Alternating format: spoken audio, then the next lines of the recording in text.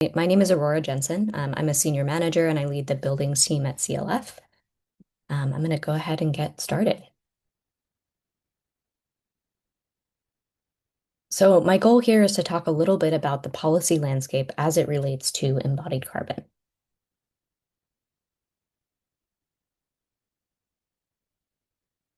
As you may know, CLF has an embodied carbon policy toolkit. And this is a screenshot of a map that we use to kind of track policy development across the globe. We've seen a steady increase in policies across the board, and most recently, we've seen more focus on project scale policies in the US than there was previously. Go ahead. Over the last 5 years or so, we've seen a real increase in the number of policies. So this slide generally tracks the embodied carbon kind of proliferation of policies over time. And you can see on the top half of this slide, it's really the building scale policies that are regulating entire projects. And on the bottom half, focusing on product scale policies over time. And we've seen a real increase in policies between like 2020 and 2023 in the US in particular. We haven't seen policy development stop over the last 2 years, but it certainly has slowed a bit, especially with less emphasis at the federal level. Go ahead. For anyone who's seen kind of a policy presentation from CLF before, you've likely heard this slide. But I think it's important to emphasize what are the different scales at which policies are taking place. On the left, you can see here product scale approaches. And these approaches generally ask that you use product and facility specific environmental product declarations to report the performance of a product. The thrust of this policy is it really pushes manufacturers to invest in clean manufacturing and contractors to procure low carbon materials. So those parties are really the focus of who this kind of regulation affects. On the other scale, at the project side, this uses a whole building approach. You're looking at all of your design criteria, your massing, your consideration for how you're setting up the project, and all of that can go into how you're thinking about reduction strategies. So a greater list of possible strategies is on the table, really, with this project scale approach. And this is really beneficial for, do you mind going back? For structural engineers in particular, because optimization of structures can really be taken credit for using the project scale approach. There's also a whole slew of possibilities that don't fit neatly into either of these buckets. Do you mind going back? Where you can also look at prescriptive checklists, salvage material targets, building reuse pathways, kind of these notes on the bottom here. There are many policies that don't fit neatly into either, as well as policies that do both of these at once. Next slide.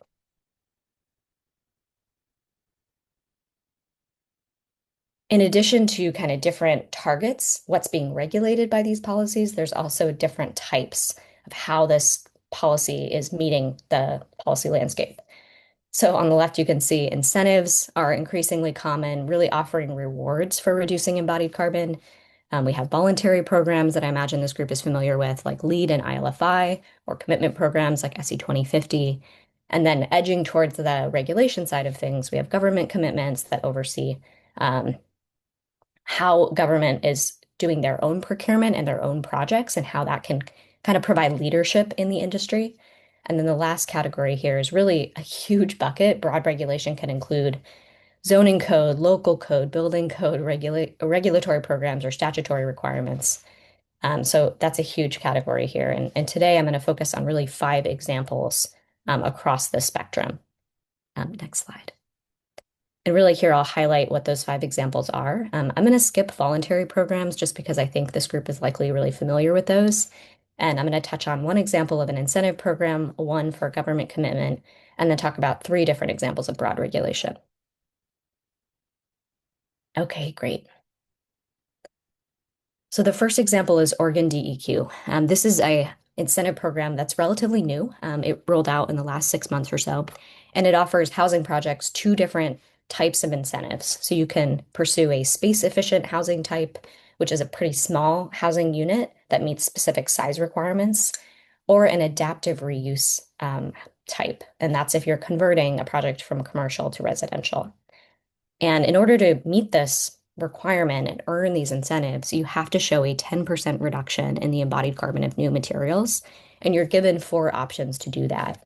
And those four options on the right really connect back to these two types of policies. Pathways one and two are really selective around which materials you're focused on, and you're having to submit environmental product declarations. So these are really product type pathways versus pathways three and four are more holistic at the building scale. So pathway three is a simplified checklist. This is an interesting approach because it aims to provide an option for housing developers to pursue these incentives and make good embodied carbon choices without having to do custom modeling. So it basically gives them a subset of compliant design choices and allows them to earn credit on those choices. And then pathway four is probably familiar to this group. It's really a whole building life cycle assessment with a comparative baseline. So teams can choose one, or actually you can combine these options in order to pursue and earn these incentives.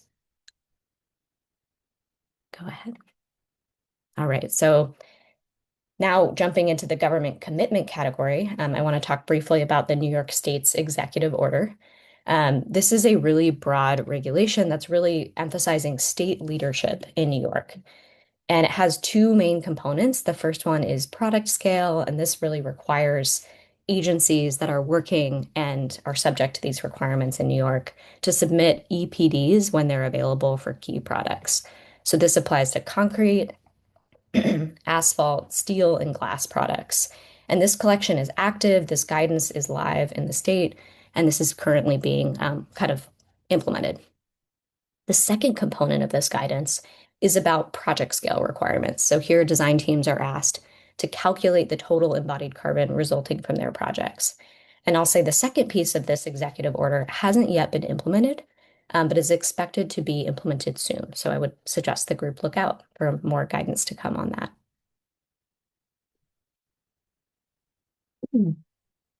All right. So now getting into real examples of like full-blown regulation around embodied carbon.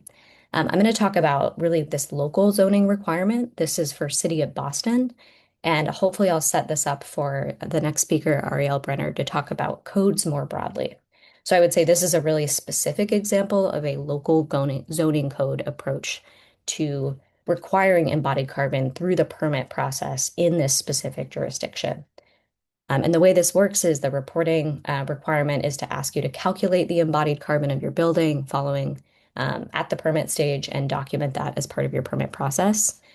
This is only a reporting requirement at this time. And as you can see on the right, there's really two pathways available to folks reporting with this in this framework. The first one is for really all typical projects, mostly commercial. And then there's an exception and some subset language here for multifamily residential. And I want to point that out because I think we're increasingly seeing slightly different approaches being taken for residential contexts, such as the focus of the DEQ program on offering incentives for housing, because we are really looking for ways to marry embodied carbon reduction while also still progressing goals around building more housing in this country or activating more housing as well. Great. So you may have heard of this newer regulation in California that I think shorthand, you may have heard of CARB, basically, because this is the body that's implementing this policy. So there's two bills that really inform this policy, AB 43 and AB 2446. And these really set up CARB to implement and roll out requirements on building materials and construction projects. I'll say in the two components piece of this slide, the descriptions on this slide are switched, and I just wasn't able to make the edit before, so just bear with me there. So this policy really implements two scales of work. So the first is on manufacturers, and it's requiring manufacturers to report data on materials manufacturing and potentially using EPDs to support progress towards reduction targets. And then the second piece is project scale reporting that asks teams to submit life cycle assessment to determine the carbon intensity of materials in new buildings, both residential and non-residential. So you're probably starting to see a theme. Many of these policies do both building and product scale approaches. This CARB policy is still being implemented. It's still an open question what it will look like in its final phase. So look out, there's going to be more development on this CARB policy over the next year or so.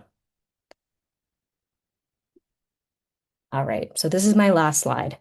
I'm imagining this group is familiar with CalGreen. This is probably the best known and most widely applicable policy in the US currently.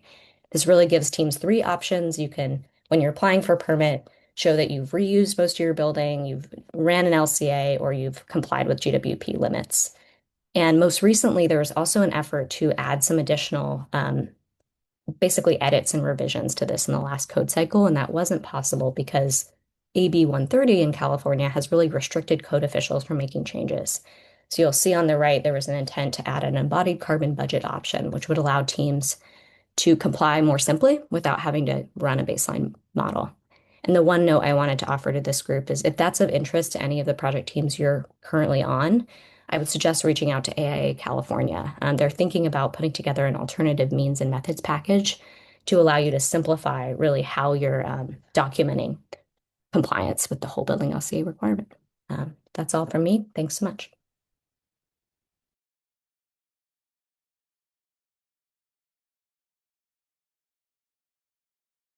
Hi, can you hear me? I'm gonna take that as a yes. Okay, hello everyone. My name is Ariel Brenner. I sit on the Codes and Policy team at New Buildings Institute and excited to be presenting today on embodied carbon in the landscape of codes and standards. Aurora did a great job of kind of laying out the broad picture of what the range of embodied carbon policies look like out there, and I'm going to be focusing on a specific subset of those policies, which is codes and standards. Next slide, please. So first, wanted to just address the question of why focus on codes. At NBI, we believe that codes are a very useful tool for addressing climate change. Building energy codes, for example, by DOE estimates have resulted in a significant amount of reductions in building energy use since they were first instituted in 1975, as you can see on the chart on this slide. And when it comes to embodied carbon, codes can be effective for building an awareness of the impacts of materials that design teams choose to go into their buildings. And in general, provisions that end up in building codes impact everyone's decisions when it comes to making design, construction, and material choices. Architects, product manufacturers, engineers, general contractors, I could go on. Everyone has a role to play in thinking about and addressing embodied carbon. And when it comes to buildings, the building code really sets the base rules of the game for everyone. Next slide. So a lot of my presentation today will focus on model codes and standards. For those of you who are not kind of aware of the landscape here, many states and jurisdictions in some form or another adopt model codes, which are developed, updated, and maintained by consensus processes by organizations like the International Code Council, ASHRAE, and others. Cities and states around the world, including jurisdictions in all 50 states, have incorporated these model codes. Some adopt a portion of them or the entirety of them, and others might choose to amend them to fit their own needs and circumstances. But in general, the body of model codes is a very useful resource for jurisdictions that don't necessarily have the capacity or resources to develop their own codes from scratch. And as you can see by these maps, their reach is pretty significant and worthy of our attention. Next slide, please. Thank you. Here's a look at the suite of codes that is published and maintained by the International Code Council. Next slide, please. Thank you. Within this suite, the IGCC, or the International Green Construction Code, is the only one that currently has embodied carbon provisions in them in an existing form. The next version of that code is currently being updated. And actually just last week, the ASHRAE 189.1 committee, which is responsible for the technical provisions of the IGCC, voted out an addendum that would restructure the embodied carbon provisions of Chapter 9, which is the Materials and Resources chapter. That update will be open for public comment in the coming weeks, so look out for that. There are also a few other standards under development that touch on the topic of embodied carbon.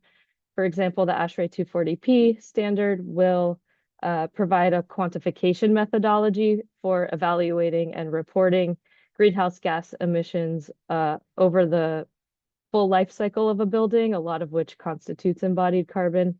The ResNet 1550 standard is also similarly being developed and will be published relatively soon, which will provide kind of a calculation methodology for the upfront embodied carbon of residential units and buildings. So in general, we're kind of seeing through the development of these standards, a growing recognition of the need to establish some conventions around embodied carbon accounting and momentum toward codifying those methodologies in model codes and standards. Next slide, please. And finally, we at NBI see opportunity to introduce some new embodied carbon provisions into more codes that are more widely used and therefore would make any provisions more easily adoptable for jurisdictions who are interested in them. So over the past year or so, NBI has been leading the submission and defense of a proposal to the International Building Code that would introduce a new voluntary appendix to the code available for any jurisdiction who might choose to adopt it. The fate of that proposal is still undetermined, but we're likely to about to face a substantial challenge given a recent scoping decision made by the ICC Board of Directors, which, next slide, please. I dig into here. So a couple weeks ago, January 15th, the ICC Board of Directors published its draft update of the scope and intent of the IECC, the Energy Conservation Code, which essentially splits the existing code into two different scopes, the base IECC and the expanded IECC or IECC-X. The base IECC now essentially limits provisions to base energy efficiency provisions, and then the X is designated as the one that could include optional or mandatory provisions incorporating additional efficiency as well as greenhouse gas reduction resources and provisions. And when it comes to embodied carbon, the decision includes one short statement expressing that the topic should only be addressed in an appendix of IECC-X or IGCC. So this leaves the fate of our proposal in a little bit of a precarious position, but this is definitely an interesting moment. And I'll also note that the draft scope is currently open for public comment until February 15th. Next slide, please. While all of these kind of scoping conversations are happening at the model codes level, I also just wanted to shift focus to the state and jurisdictional level for a second, because jurisdictions are still choosing to move forward with incorporating embodied carbon into their codes, regardless of what happens at the model code level.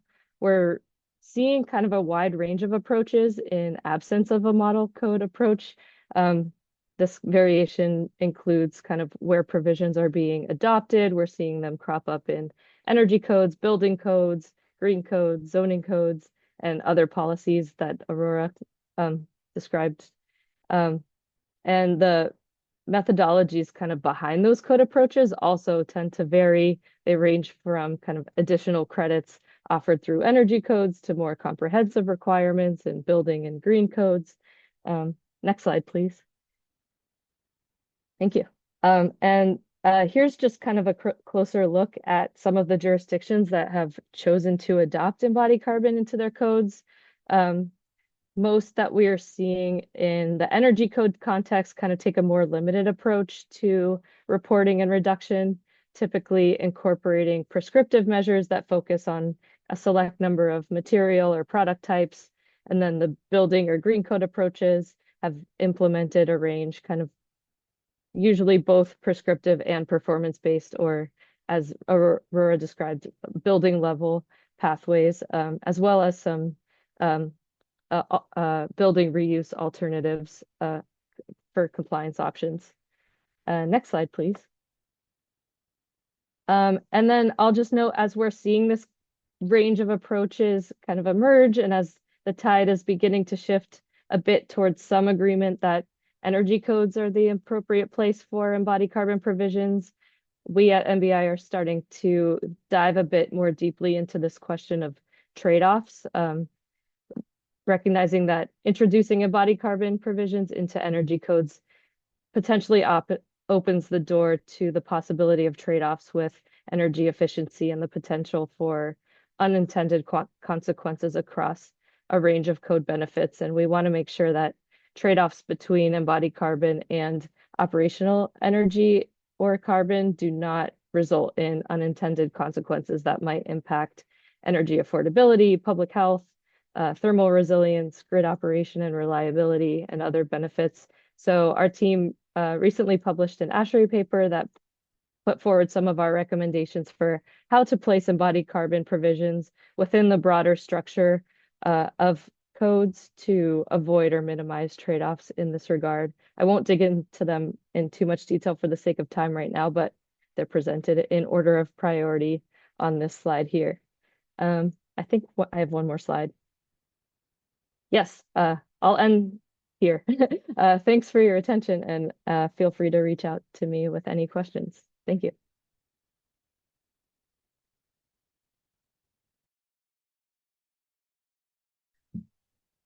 Great, thanks, Ariel. Okay, so I'm going to be diving into. Oh, hi everyone. My name's Anthony. I'm going to be giving a broad overview of the embodied carbon policies and requirements in Canada. Next slide. Yeah, thanks. So first, I'll highlight what's happening with the national model codes for the 2030 code cycle in Canada, and then the policies in Vancouver, in Toronto, at the federal government level for federal projects, as well as with the Canada Green Building Council's zero carbon building standard as well. And then I'll touch a little bit on the National Whole Building LCA Practitioner's Guide, which all of these policies and requirements have aligned on within Canada. So for the national model code, for the 2030 code cycle, in Canada, we have a group called the Canadian Board for Harmonized Construction Codes. And so the purpose of this is to align the building codes across the different provinces and territories. So in the 2025 code cycle, there was an introduction of operational carbon GHGI requirements in there. And so the idea is that for the 2030 code cycle, there's going to be a focus on integrating embodied carbon technical requirements. And so the Canadian Board for Harmonized Construction Codes, they recently just released the phase one policy position. So all of the requirements at the national model code level are still under development right now. But with this phase one policy position, they've kind of staked out the initial direction for the development of these requirements. And so the idea is that there would be a tiered framework with progressively improved embodied carbon targets. So that would basically allow the different provinces and territories to adopt at their own pace. So at a tier that's appropriate with where their market is, while still having a alignment on a national approach. There'd also be a percent improvement approach relative to a baseline or a reference building. So that's going to be at a minimum, there's going to be that percent reduction approach or percent improvement approach. But the technical committee may also consider looking at absolute intensity targets, so kilogram of CO2 per meter squared, or absolute kind of carbon budget metrics as well. Initially, the focus will be on life cycle stages A1 to A3. Just give me 1 second. I just got to. Sorry about that. I have some sun in my eye. Okay, so life cycle stage, the initial focus is on A1 to A3 emissions. They may potentially consider other life cycle stages, but it's not clear whether that would be done within this current code cycle. And then in terms of building elements, they're focusing on the building structure. which is confirmed. They also mentioned that for building envelope, it may be included if practical within this code cycle. And I think they're going to do some market readiness assessments right now to figure out. Obviously, given that this is a national code, this is a very high bar, and so they need to make sure that the market is ready for this. And this tiered framework should be designed to accommodate future editions of additional life cycle stages. So, life cycle stages beyond A1 to A3, all the way to Module C, and then also other building elements beyond this initial scope as well. So they want to design it in a flexible way that it can be kind of expanded in the future as well. Okay, now with the city of Vancouver, it's actually the first jurisdiction in North America to integrate embodied carbon requirements into the building code. Um, so the city of Vancouver's work on embodied carbon started back in, I think it was like 2018 or 2019. They had the Climate Emergency Action Plan, where they set a target of 40% reduction in embodied carbon by 2030. And so initially they started with rezoning requirements, where for projects that required rezoning, they would report whole building LCA results at the rezoning phase. Then in 2023, they implemented the building code requirements. So basically all Part 3 buildings, so all of the larger buildings, need to report whole building LCA as part of the building permit submission process. Technically, there's actually a compliance limit. So they say that you can't the emissions intensity can't be more than double the functional equivalent baseline or more than 800 kilograms of CO2 per meter squared. But it's effectively a reporting requirement at this stage. Now, there was a proposal to, or there has been work within the city of Vancouver to look at what the next stage would be, where there would actually be reduction requirements.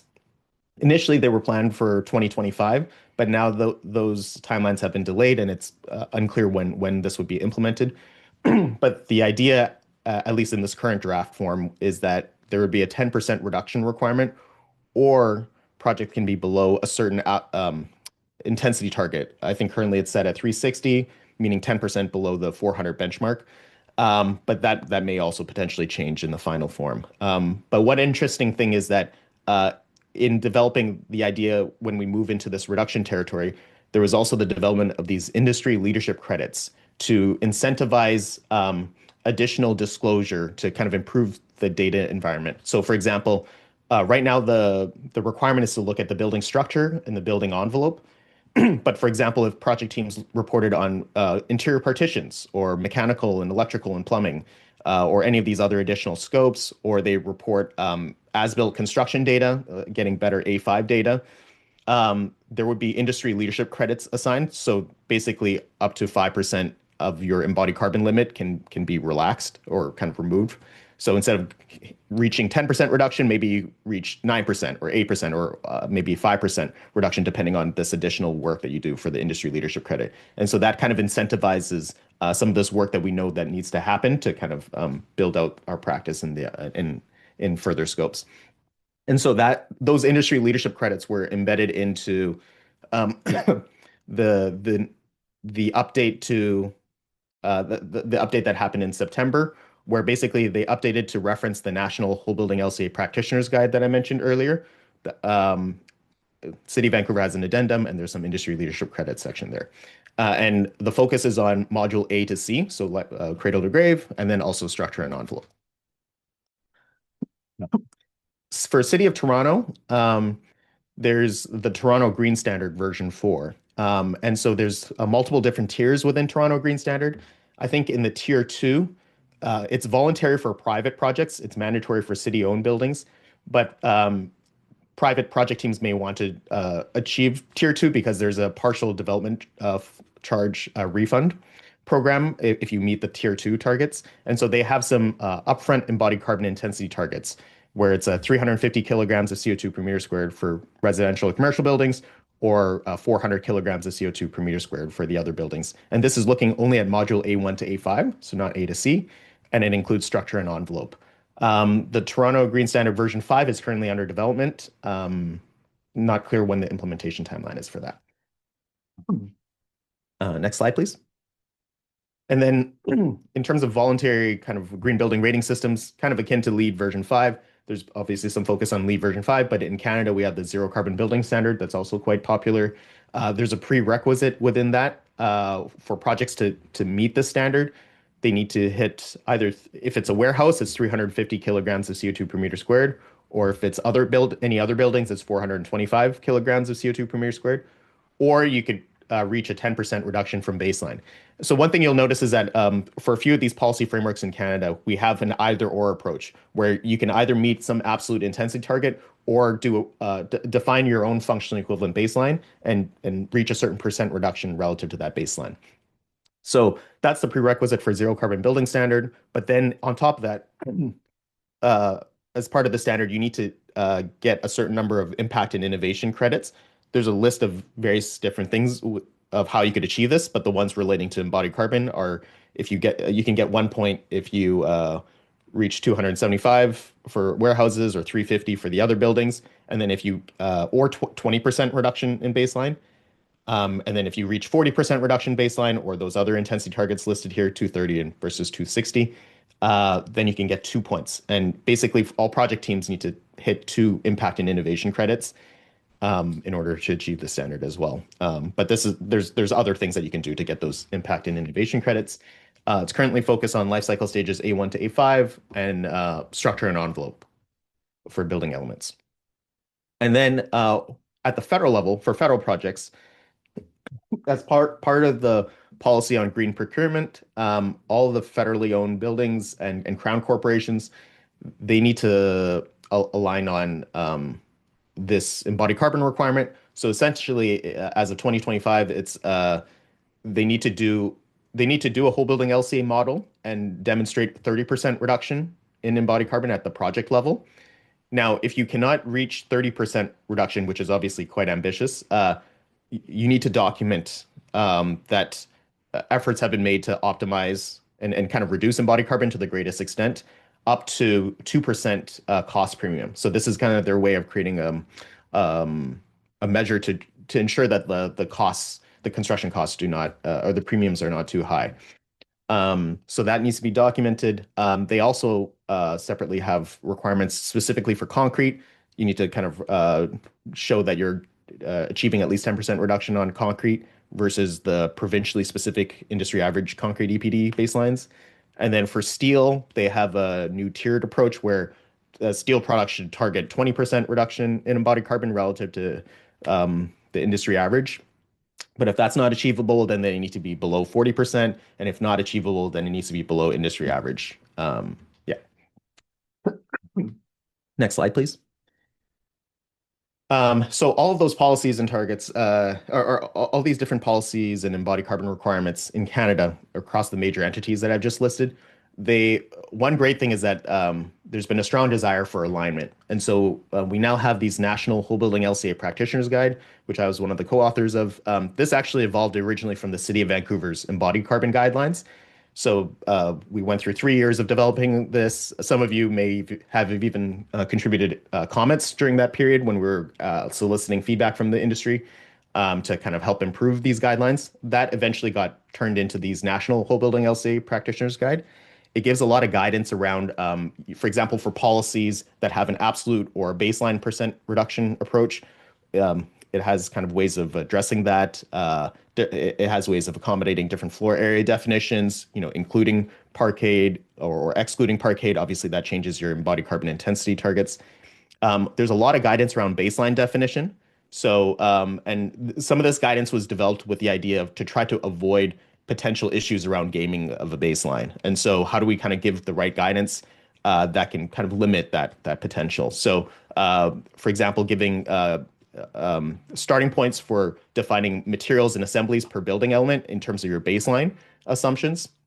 Also, what EPDs to use for your baseline definition for some key material categories, and how do you account for embodied carbon reductions through various different strategies. And there's some more information around whole building LCA modeling, kind of aligning on the convention on what building elements are included, what life cycle stages are included. Sometimes there's some tool-specific guidance where needed as well. And then finally, one other major thing that we try to get alignment across the major entities is to collect raw data.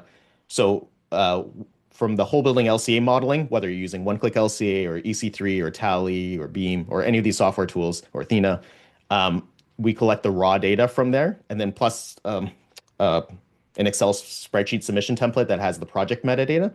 And with that, you can do very robust benchmarking. And in the future, that can also open up the door for automated quality assurance checks on the whole building LCA level as well. So that will help with the implementation of codes or any of these kind of requirements. Um, Next slide. Oh yeah, this was actually that project submission template. So, this is basically collected. This is an example of what the city of Vancouver has, their embodied carbon design report, collecting all this project metadata. And then if you include that raw data, then it allows for much more robust benchmarking. I'll also mention one quick thing is that we're about to publish on Friday a report to compare the background databases of the major software tools. So One-Click LCA, Athena, Tally, EC3, Beam, looking at all the different lifecycle stages, the modeling assumptions, and kind of where the variations in the results come from these different tools. And that's hopefully going to be a starting point to help drive some alignment in the tools in the future to ensure that they report more similar results or they're more comparable. And with that, that's the end of my presentation. Thanks.